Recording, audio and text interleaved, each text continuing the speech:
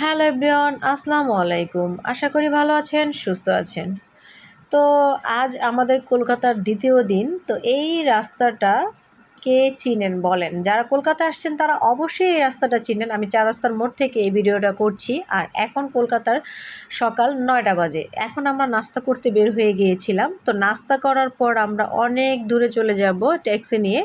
তো এর মধ্যে আমি একটু ভিডিও করে নিলাম সকালের কলকাতার সকালটা। তো যাই হোক, এগুলো করার পর আমরা আব্দুল খালেক হোটেলে চলে গিয়েছিলাম নাস্তা করার জন্য। এই যে ফাইনালি এই নাস্তাটা আমাদের চলেই আসছে। তো গরুর গোশত নিয়ে নিয়েছিলাম আর নিয়েছিলাম পরোটা। এগুলো খেয়ে আমরা এখন ট্যাক্সি নিয়ে আবার চলে যাব আমাদের যেখানে যাওয়ার, সেখানে আমরা অনেক দূরে চলে যাব। নামটা বলবো না। তো নামটা অবশ্যই আপনারা কমেন্ট করে জানাবেন আমি কোথাকার কথা বলছিলাম, যে আমরা কোথায় যেতে পারি বা কেন যাচ্ছি, অবশ্যই বলবেন কমেন্ট করে যদি বুঝতে পারেন। তো যাই হোক, এই তো দেখেন আমরা নাস্তা করে নিচ্ছি। আর নাস্তাটা আসলে এত সকালবেলা আমরা কেউই খাই না, আমার তেমন একটা ভালো লাগছিল না, কিন্তু গোস্তটা খুবই মজার ছিল। আর এই গোস্তটার দাম ছিল 50 রুপি। তো ফাইনালি খাওয়ার শেষে আমরা বের হয়ে গেলাম। বের হয়ে এই যে ট্যাক্সি নিয়ে চলে গেলাম যেখানে যাচ্ছি। তো সেখানে আমরা যাব। আর এই যে দেখেন দাদাটা, আর সামনে একটা সিট ছিল, আমাদের মনে ছিল না যে সামনে একটা সিট আছে, আমার হাজব্যান্ডকে বসাই দিতাম। তো যাই হোক, পেছনে একটু চিপাচিপি করে বসলাম। বেশ গরম লাগছে, ভালো লাগছে না। তো যাই হোক, এই যে দেখেন আমরা অনেক দূরে চলে যাচ্ছি খুব সকালবেলা, এখন 9টা বাজে, 9:30 বাজে। আমরা নাস্তা করে নিলাম 9:30 বাজে। তো এই যে দেখেন, এখন আমার ছেলে তো মাস্ক খুলতেই চাচ্ছিল না। তো এই জন্য আমি চুলটাকে একটু সেট করে দিতে চাচ্ছিলাম ওর মধ্যেই। সে দেখেন মাস্ক খুলতেই চাচ্ছে না। তো এর মধ্যে আবার তার চুলের যন্ত্রণায় কপালটা পুরোই ঘেমে থাকে। তো আমি একটু চুলটাকে ঠিক করে দিচ্ছিলাম। আর আমার হাজব্যান্ড সেটা ফাজলামো করছিল যে আচ্ছা ঠিক আছে, আমি একটু করে দিচ্ছি।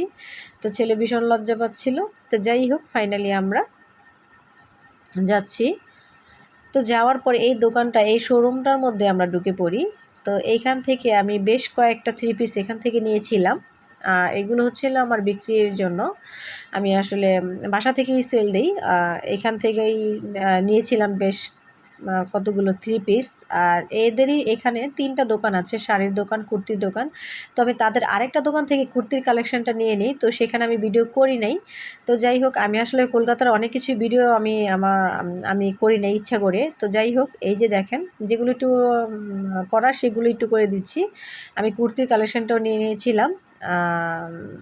তো যাই হোক, এইগুলো দেখেন আমার যে 3 পিসগুলো নিয়েছিলাম সেগুলি এখন মেমো হচ্ছে, প্যাক হচ্ছে। আর এখানে আমাকে এই 3 পিসটা দেখাচ্ছিল, বললো যে দিদি এই 3 পিসটা খুব সুন্দর, নিতে পারেন। তো আমি বললাম যে ফাইনালি আমি অনেকগুলো 3 পিস নিয়ে নিয়েছি, এখন আমি আর কোনো 3 পিস নিব না।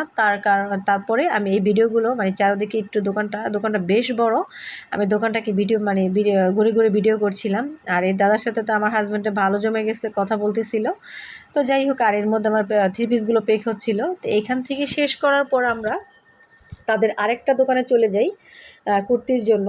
তো ওখান থেকে নেওয়ার পর তাদের আরেকটা শাড়ির দোকান আছে, সেখান থেকেও আমি একটা শাড়ি কালেক্ট করি। তো যাই হোক, ফাইনালি লাস্টে আমাদের কাজ শেষ করে, যত কাজ ছিল তো কাজগুলো শেষ করে আমরা আবারও ট্যাক্সি নিয়ে চলে আসি হোটেলে। আর দুপুরকার খাবারের ভিডিওটা আমি করতে পারি নাই আসলে, এতটা টায়ার্ড ছিল, ইচ্ছা করেই করি নাই, ভালো লাগছিল না। তো যাই হোক, দুপুরে ভিডিওটা করি নাই।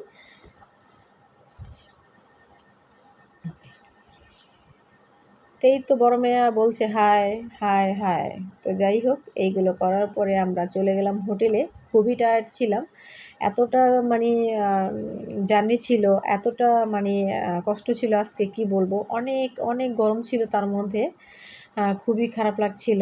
তো এই যে দেখেন তার বাবা তার মাস্ক নিয়ে পড়ে আছে, মাস্কটা খুলতেই চাচ্ছে। আর আমাকে বলছে বাম্মু আমি খুলবো না, বাবাকে নিষেধ করো আমার মাস্কটা খোলার জন্য। তো যাই হোক, এইগুলো করার পর এই যে দেখেন রাস্তাঘাট, কলকাতার রাস্তাঘাট, যারা কলকাতায় ভাবেন যে কি না কি, আসলে দেখেন এই যে দেখেন আমাদের বাংলাদেশের মতোই লোকজন দাঁড়িয়ে আছে, কিন্তু এদের একটা ব্যবহার আমার একটা ব্যাপার আমার খুব ভালো লাগে। সেটা হচ্ছে কি, আসলে তারা কিন্তু অনেক ভালো, তাদের ব্যবহারগুলো কিন্তু অনেক ভালো আমাদের, আমি বলবো যে সত্যি অনেক ভালো। আর আমার হাজব্যান্ড তো সবাইকে হাই বাই তাই বলতেছিল। তো তো এর মধ্যে হাত নাড়া দিয়ে সবাইকে হাই বলছিল, আর আমি বাদ থাকবো কেন বলেন? তো আমিও ভাবলাম আমার হাতটাকেও দেখায় দিই, আমার হাতটা কি কম সুন্দর বলেন? এখন কেউ কারোর প্রশংসা করে না, তাই নিজের প্রশংসা নিজেই করতে হয়। তো আমার হাতগুলো আমি একটু দেখায় দিলাম। তো এই যে দেখেন,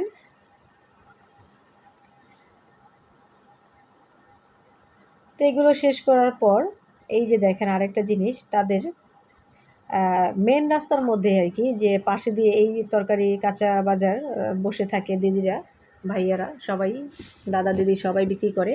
তো এই যে দেখেন, কেউ ভ্যানে, কেউ নিচে, যার যেভাবে ইচ্ছা। তো যাক, ফাইনালি বললাম আমরা দুপুরে খাবার ভিডিওটা করতে পারিনি। তো সন্ধ্যার পর আমরা রিল্যাক্স করে রেস্ট নিয়ে গুসু টুসু করে ফ্রেশ ট্রেশ হয়ে আমরা চলে আসলাম নিউ মার্কেটে।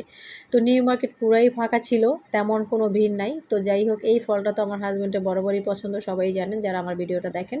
তো এরা আবার সে আবার একটা ফলের একটা নিয়ে নিয়েছিল মিক্স, তো এটাই খাচ্ছে।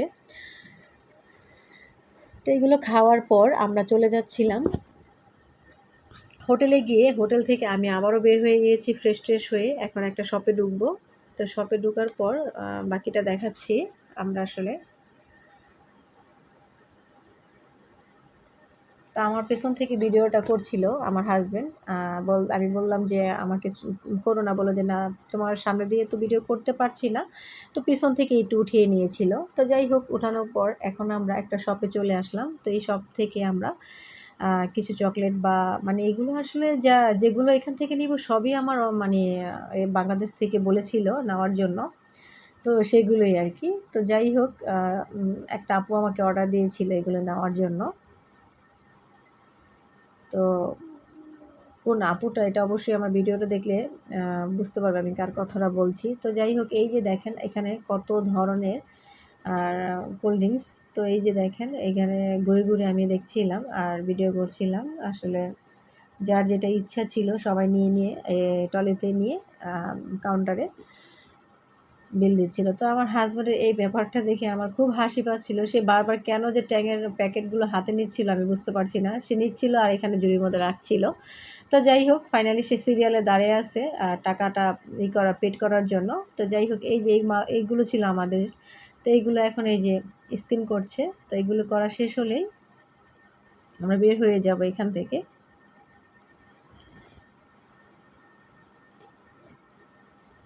এখানে ৩টা প্যাকেট ছিল ট্যাঙের। একটা ছিল আমার শাশুড়ির, একটা ছিল আমার, আর একটা ছিল একটা আপু বলেছিল। তো যাই হোক, এই যে দেখেন, তারপর এখান থেকে আরেকটা কোল্ড ড্রিঙ্কস নিয়ে নিলাম। এই জিনিসটার দাম ছিল মাত্র 10 টাকা। এটা আমার খুবই ভালো লেগেছিল। এটা খেয়েছিল তার ছেলে, মানে বাবা ছেলে খেয়েছিল, আর কোকটা ছিল আমার জন্য। তো এই যে ফাইনালি আবার কিছু হালকা পাতলা চিকেন রোলস আরও কিছু নিয়ে বাসায় হোটেলে চলে আসলাম ডাইরেক্ট এখানে খাওয়ার জন্য। তো হোটেলে এসে আমরা এই নাস্তাটা করছিলাম সন্ধ্যার পর। তো এই যে দেখেন, এটা খুবই ভালো লেগেছিল, কি বলবো, এত সুন্দর একটা কিউট বোতল, ভালোই লাগছিল। তো এই যে দেখেন আমাদের পাসপোর্টগুলো কালেক্ট করছি। এই যে ভাইয়াটা, এই হোটেলের ভাইয়াটা, আর এদের ব্যবহার এত ভালো, এত ভালো, কি বলবো, সবার ব্যবহার অনেক ভালো ছিল, আমাদেরও খুব ভালো লাগছিল। আমি কথা বলছিলাম ভাইয়াটার সাথে, আর আমার হাজব্যান্ডটা জ্বলে পড়ে ছারখার হয়ে যাচ্ছিল, কি বলবো। তো ভাইয়াও কথা বলছিল, আমার হাজব্যান্ডও কথা বলছিল, এই যে তার সাথেই কথা বলছে, আমি ভিডিওটা করছিলাম, সে কিন্তু বুঝতে পারছে না তার ভিডিওটা করছি। তো যাই হোক, এই যে দেখেন, আর সে কিন্তু দেখতে কিন্তু একটা পাহাড়ের সমান। তো তারপর হোটেল থেকে ফ্রেশ হওয়ার পর আমরা আবারও চলে আসলাম বাইরে, এই শালের কালেকশানগুলো দেখলাম।